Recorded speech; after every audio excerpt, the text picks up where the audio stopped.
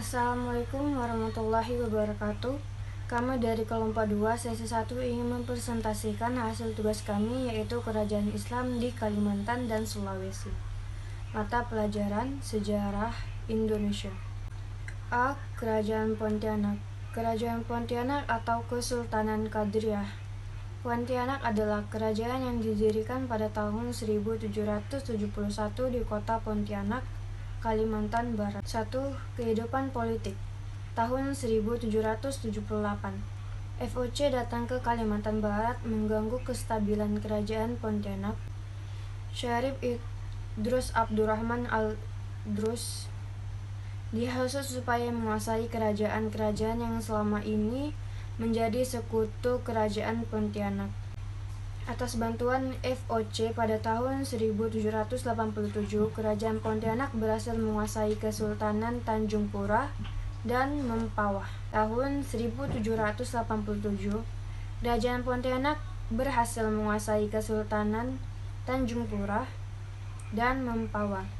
Tahun 1808, Syarif Idrus Abdurrahman Al-Idrus meninggal dan terjadilah perebutan kekuasaan antara kedua putranya. 2. Sistem sosial masyarakat Pontianak yang dikelompokkan secara sosial berdasarkan identitas, kesukuan, agama, dan ras.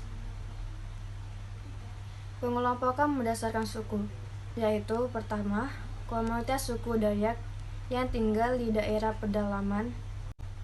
Komunitas ini dikenal tertutup, lebih mengutamakan kesamaan dan kesatuan sosial kultural. Kedua, komunitas Melayu, Bugis, dan Arab yang dikenal sebagai penganut Islam terbesar di daerah ini, yang lebih menekankan aspek sosial historis sebagai kelas penguasa.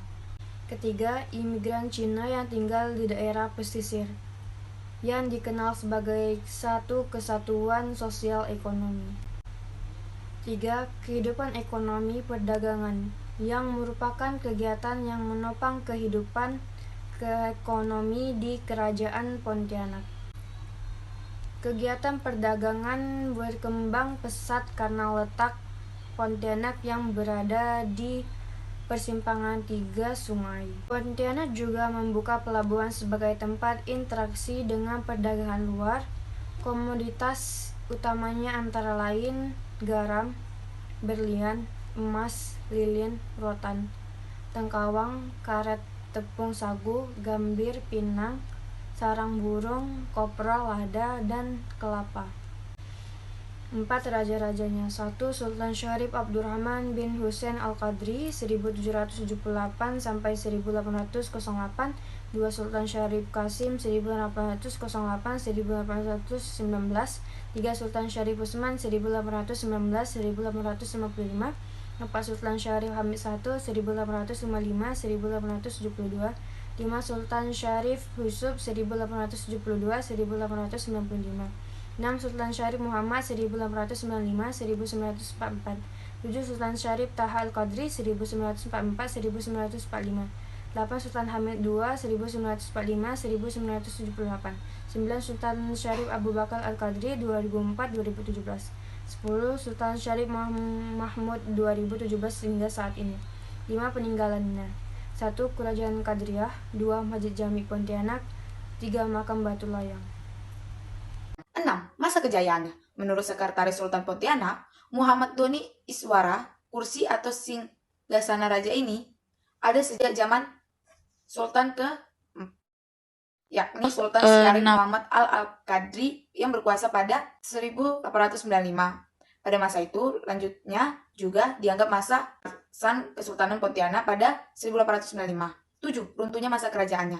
Masa runtuhnya dari kesultanan politik terjadi pada saat masa pemerintahan dari Sultan Syarif Muhammad Al-Qadri. Tepatnya terjadi pada sekitar tahun 1930-an, sedangkan pada tahun 1942, Pontianak juga didatangi oleh Jepang. B. Kerajaan Banjar. Kesultanan Banjar adalah kerajaan Islam di Kalimantan yang didirikan oleh Raden Samudra atau Sultan Suryansyah. Kerajaan Banjar terdapat di daerah Kalimantan Selatan. Kerajaan Banjar muncul sejak kerajaan-kerajaan bercorak Hindu. 1. Kehidupan politik. Kerajaan ini pernah dipimpin oleh sekitar 7 orang raja. Raja yang pertama ialah Pangeran Suryanata tahun 1438 sampai 1460 dan raja terakhir Pangeran Tumenggung tahun 1588 sampai 1595. Situasi politik di Kerajaan Banjar dalam keadaan rawan. Pusat pemerintahan dipindahkan dari Daha ke Danau Pagang dekat Amuntai. Dalam keadaan krisis pemerintahan tersebut, Islam pun mulai masuk ke Kalimantan Selatan. Pada saat krisis terjadi, Pangeran Samudra yang ditunjuk sebagai putra mahkota oleh kakek Raja Sukarama meminta bantuan kepada Kerajaan Demak di Jawa. Bantuan berupa kekuatan militer untuk melawan pamannya sendiri, Pangeran Tumenggung. Sultan Demak saat itu menyetujuinya, asalkan Pangeran Samudera bersedia masuk Islam apabila memenangkan pertempuran tersebut. Dalam peperangan itu, Pangeran Samudera mendapatkan kemenangannya. Sesuai janjinya, ia pun masuk Islam beserta kerabat keraton dan penduduk Banjar. Saat itulah, 1526 Masehi, alih kerajaan Islam Banjar dengan Raja Pangeran Samudera dengan gelar Sultan Suryanullah atau Suryansyah. Kemudian, ia memindahkan pusat pemerintahannya ke tempat yang diberi nama Banjarmasin atau sekarang lebih dikenal dengan Banjarmasin. 2. Kehidupan sosial dan budaya. Dalam kehidupan sosial dan budaya, masyarakat Banjar memiliki sistem peranan sosial berbentuk segitiga piramid. Pada lapisan teratas diisi oleh kaum bangsawan dan keluarga kerajaan. Pada lapisan tengah diisi oleh para pemuka agama yang mengatasi masalah hukum keagamaan dalam kerajaan. Pada lapisan paling bawah, yaitu lapisan mayoritas, diisi oleh para pedagang, nelayan, petani, dan sebagainya. 3. Kehidupan ekonomi. Dalam kehidupan ekonomi, Kalimantan Selatan memiliki perairan yang strategis yang menjadi lalu lintas perdagangan di Banjarmasin pada awal permulaan abad ke-17 Masehi yang dimonopoli oleh golongan Tiongkok. Kuatnya penarikan lada dari mereka ke Tiongkok mengakibatkan penanaman lada di Banjarmasin menjadi pusat sekali, sehingga dalam perdagangan, lada merupakan komoditi ekspor terbesar dalam kerajaan Banjar. Untuk raja-rajanya terdiri dari Sultan Suryansyah, Sultan Ahmadullah, Sultan Hidayatullah, Sultan Musta'in Billah, Sultan Inayatullah, Sultan Sayyidullah, Sultan Riayatullah atau Adipati Halid, Sultan Amirullah Bagus Kesuma, Sultan Agung atau Pangeran Suryanata II, Sultan Amarullah Bagus Kasuma, Sultan Tahmidullah Panembahan Kusuma Dilaga, Sultan Hamidullah atau Sultan Kuning, Sultan Tamjidullah, Sultan Muhammadillah, Sultan Tahmidullah II atau Sultan Data Alam, Sultan Sulaiman Al-Mutamidullah, Sultan Adam Al-Wasik Billah, Sultan Tamjidullah II Al-Wasiku Billah, Pangeran Antasari, Sultan Muhammad Semam. 5. Peninggalannya. 1. Candi Agung di Amuntai. 2. Masjid Sultan Suryansyah. 3. Kompleks Makam Sultan Suryansyah. 4. Kitab Sabilal Muhtadin. 5. Masjid Al-Karohmah. 6. Berlian Pusaka. 7. Makam Sultan Sulaiman. 8. Makam Syekh Muhammad Arsyad Al-Banjar. 6. Masa kejayaannya. Masa kejayaan Kesultanan Banjar terjadi pada dekade pertama abad ke-17 di bawah pimpinan Sultan Musta'in Billah 1595 sampai 1638 Masehi. Pada periode ini, Banjar menjadi bandar perdagangan besar dengan komoditas utamanya terdiri dari lada hitam, madu, rotan, emas, intan, damar, dan kulit binatang. Sedangkan wilayahnya berhasil diperluas hingga Sambas, Lawai, Sukadana, Kota Waringin, Pembuang, Sampit, Mendawai, Kahayan Hilir, Kahayan Hulu, Kutai, Pasir, Pulau Laut, Satui, Asam-Asam, Kintab, dan Swarangan. 7. Runtuhnya kerajaan. Kesultanan Banjar mengalami kemunduran karena intervensi pemerintahan kolonial Belanda. wilayah Kesultanan Banjar yang kaya akan batu bara menjadi incaran pemerintah kolonial, apalagi batu bara menjadi komoditas strategis di masa revolusi industri. Pemerintahan kolonial Belanda banyak menyelesaikan sengketa-sengketa di Kesultanan Banjar. Dengan jasa tersebut, pemerintah kolonial semakin mengatur internal Kesultanan Banjar. Kondisi ini memuncak ketika Pangeran Hidayatullah II dicurigai oleh Belanda sehingga tidak menjadi sultan. Antasari membela sang pangeran. Kerajaan Kutai Kertanegara. Kerajaan Kutai Kertanegara merupakan kerajaan bercorak Islam di Kalimantan Timur. Islam masuk ke Kalimantan Timur bukan dalam perpecahan dan perebutan kekuasaan seperti halnya di Kalimantan Selatan.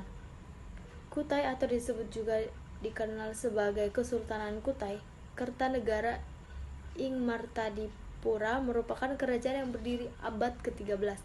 Kerajaan Islam ini didirikan oleh Aji Batara Agung, Dewa Sakti di daerah Kutai Lama.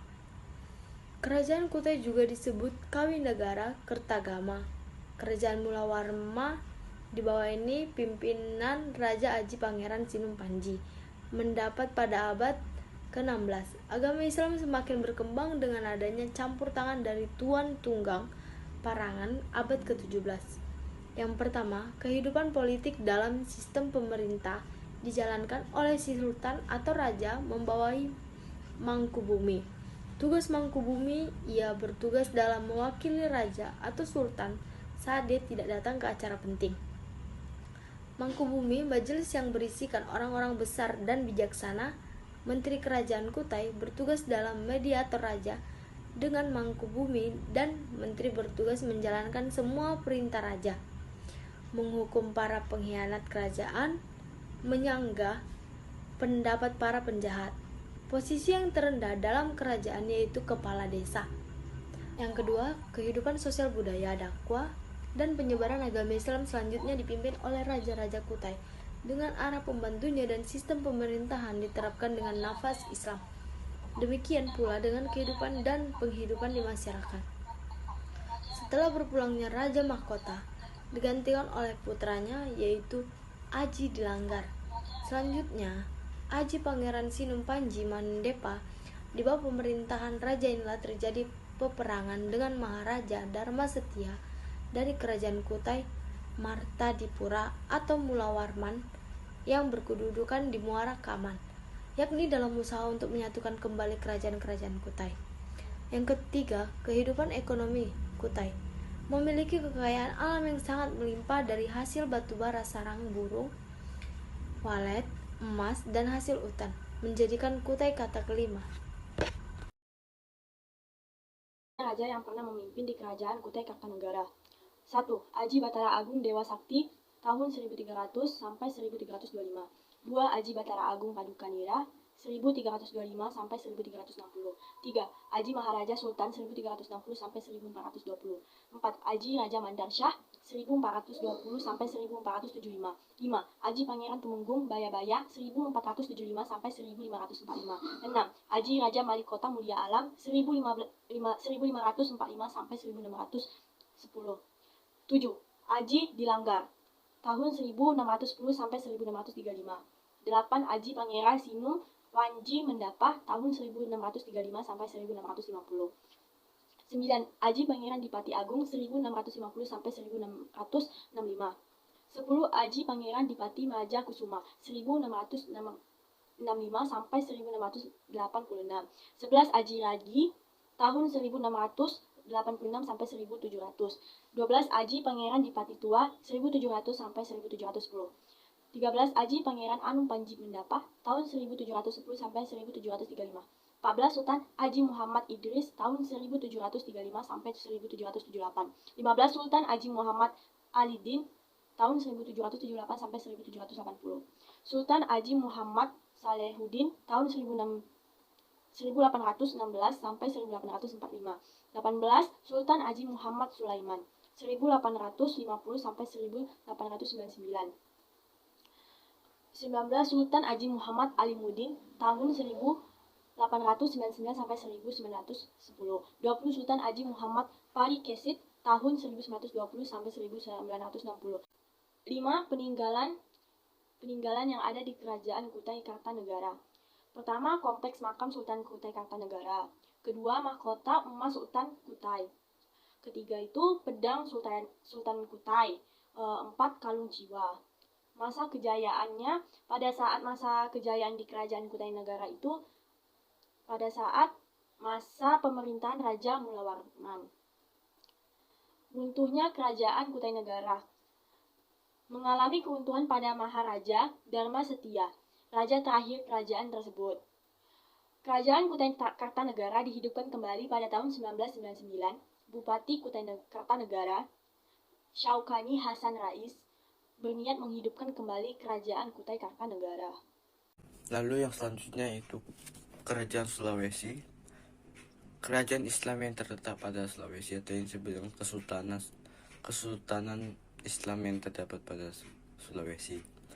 Yang pertama yaitu Kesultanan Gorontalo atau yang disebut dengan Kerajaan Gorontalo, merupakan kerajaan kembar yang membentuk persekutuan pada tahun 1528 dengan nama Makassar.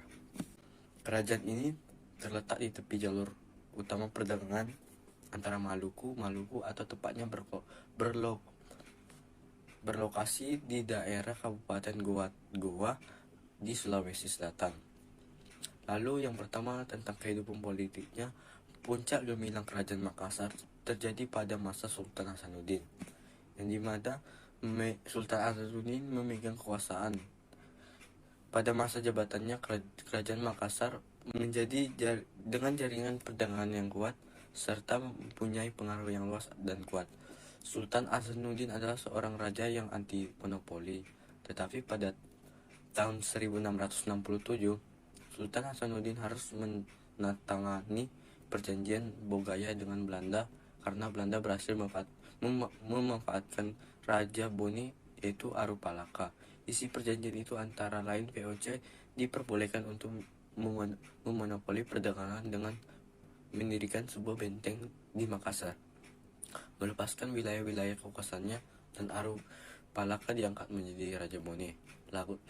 Lalu yang kedua itu kehidupan sosial budaya.